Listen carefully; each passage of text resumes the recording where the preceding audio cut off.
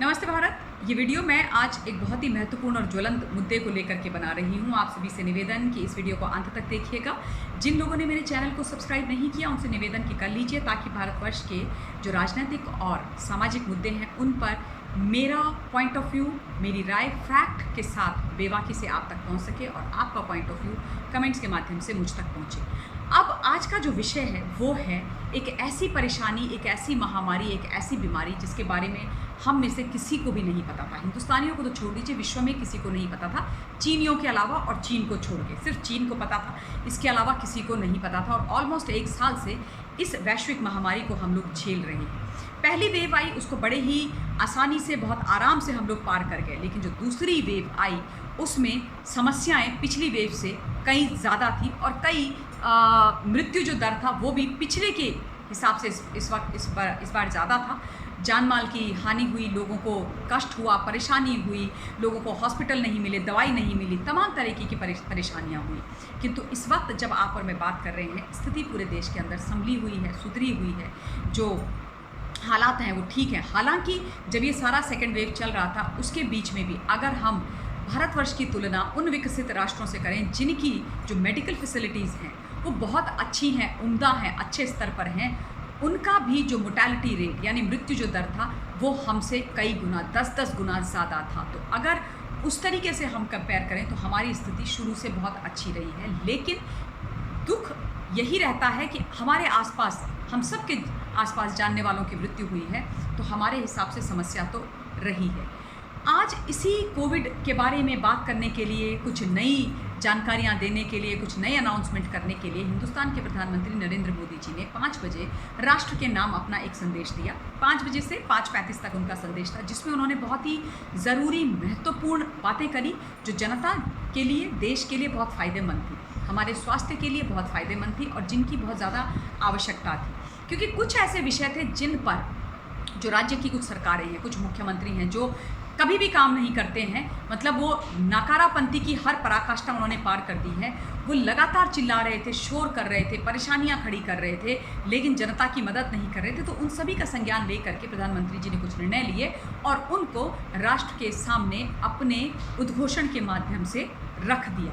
अब उसमें से बहुत ही जो ज़रूरी बातें जो मुझे लगी थी वो यही थी कि उन्होंने बोला कि अब 18 वर्ष से ज़्यादा वाले जितने भी लोग हैं उनको 21 जून से सभी को फ्री में वैक्सीन दी जाएगी। हमारे देश के अंदर 2 वैक्सीन हम ऑलरेडी बना चुके हैं, कोविशील्ड एंड कोवैक्सीन। 3 और वैक्सीन जो हैं वो एडवांस स्टेज पर हैं, यानी कि उनका भी अब टेस्टिंग आरंभ होने वाली है और उनको जो है टेस्ट किया जा रहा है, यानी कि 3 वैक्सीन्स और होंगी। स्पुतनिक भी ऑलरेडी हमारे देश में आ चुकी है। और ये भी जानकारी दी है और ये हम सब लोग जानते हैं कि भारतवर्ष के अंदर 23 करोड़ से ज़्यादा लोगों को वैक्सीनेशन उनकी लग चुकी है, उनको टीका लग चुका है, टीकाकरण हो चुका है।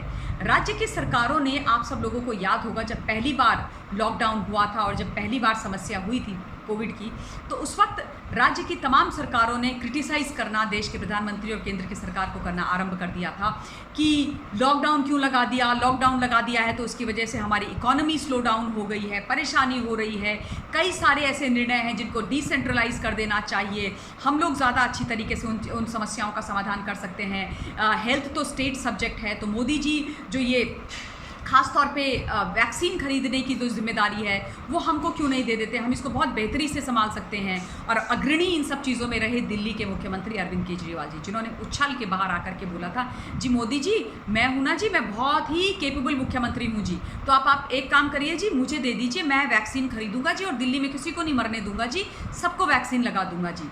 लेकिन जैसे ही जिम्मेदारी उनके ऊपर आई उन्होंने फिर से हाथ खड़े कर दिए और इसीलिए मैं इनको एडवर्टीजमेंट और प्रेस कॉन्फ्रेंस का मुख्यमंत्री बुलाती हूँ। तो ये एडवर्टीजमेंट और प्रेस कॉन्फ्रेंस के जो मुख्यमंत्री हैं, इन्होंने फिर से एक और प्रेस कॉन्फ्रेंस कर दी और बोला हमारी तो जी कोई बात ही नहीं सुन रहा जी, हमें तो कोई वैक्सीन बेचने के लिए तैयार ही नहीं है जी। ऐसे थोड़े ना होता है जी कि जो राज्य की सरकारें हैं वो जाकर के वैक्सीन खरीदें जी, अगर लड़ाई होगी तो गोला बारूद हम थोड़ी ना खरीदेंगे जी, ऐसे थोड़ी ना होता है, तो सब कुछ केंद्र की सरकार को करना पड़ेगा जी। तो प्रधानमंत्री जी आप वैक्सीन खरीद लीजिए। तो आज मोदी जी ने उसका भी सल्यूशन दे दिया। उन्होंने बोला कि जो ये डिसेंट्रलाइज किया गया था वैक्सीनेशन वाला जो निर्णय था और 25% की जो जिम्मेदारी थी वो राज्यों को दे दी गई थी, उनके मांगने पर अब उसको केंद्र दोबारा से अपने ऊपर लेती है। हम सारी वैक्सीन खरीदेंगे, 75% वैक्सीन की खरीदी हम करेंगे और उसके बाद प्रत्येक राज्य को वैक्सीन फ्री ऑफ कॉस्ट उपलब्ध कराएंगे। ये बहुत बड़ी बात है कि हर एक राज्य हिंदुस्तान का वैक्सीन केंद्र से FOC यानी कि फ्री ऑफ कॉस्ट पाएगा। उनको एक नया पैसा इसमें खर्च नहीं करना पड़ेगा, यानी कि जो वैक्सीन है वो पूरी तरीके से फ्री है। अभी आप लोग देख रहे होंगे कि पंजाब, राजस्थान, दिल्ली के अंदर एक नया ही तमाशा चला हुआ है। कह रहे हैं कि हमारे पास वैक्सीन नहीं है, वैक्सीन ख़त्म हो गई, इसलिए जो हमारे वैक्सीनेशन के हमने सेंटर्स खोले हैं उनको हम बंद कर रहे हैं। एक तरफ ये बोलते हैं लेकिन दूसरी तरफ चुपचाप प्राइवेट हॉस्पिटल्स को वैक्सीन बेची जा रही हैं और वैक्सीन जो हमें फ्री में मिलनी चाहिए वो अब 1800, 1900, 2000 रुपये में प्राइवेट हॉस्पिटल्स लगा रहे हैं। तो इसीलिए आज बहुत साफ बात मोदी जी ने करी पूरे राष्ट्र के सामने कि हर एक व्यक्ति को फ्री में वैक्सीन लगेगी, चूँकि हम ये वैक्सीन खरीद करके हर राज्य को वैक्सीन फ्री में मुहैया कराएंगे और अब उनकी कोई जिम्मेदारी नहीं है। तो जिन्होंने रोना गाना शुरू किया था, रो धो करके तमाशा कर रहे थे, ये सारी चीज़ों पर अब अंकुश लगा दिया है। एक बहुत अच्छी बात करी मोदी जी ने, 4 न की बात करी, जिसमें नियत, नीति, निरंतर और नतीजे, ये 4 चीज़ें हैं जो मुझे बहुत पसंद आई।